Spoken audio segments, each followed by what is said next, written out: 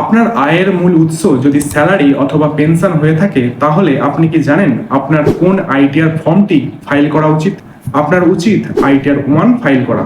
ITR 1 file করতে গেলে 1 নম্বর, আপনাকে ইন্ডিয়ান ইন্ডিভিজুয়াল রেসিডেন্ট হতে হবে। এনআরআই অর্থাৎ নন ইন্ডিয়ান রেসিডেন্ট হলে চলবে না। 2 নম্বর, লাস্ট ফিনান্সিয়াল ইয়ারে আপনার টোটাল ইনকাম 50 লক্ষ টাকা পর্যন্ত হতে হবে। 50 লক্ষ টাকার বেশি হলে চলবে না। 3 নম্বর, আপনার আয়ের মূল উৎস স্যালারি কিংবা পেনশন হতে হবে। 4 নম্বর, আপনি যদি দুটি হাউস প্রপার্টির মালিক হয়ে থাকেন। 5 নম্বর, আপনার অন্যান্য আয়ের উৎস থাকে, যেমন সেভিংস ব্যাংক অ্যাকাউন্টের ইন্টারেস্ট, এফডির ইন্টারেস্ট অথবা ডিভিডেন্ড। 6 নম্বর, লাস্ট ফিনান্সিয়াল ইয়ারে আপনার টোটাল এগ্রিকালচারাল ইনকাম 5,000 টাকা পর্যন্ত হতে হবে।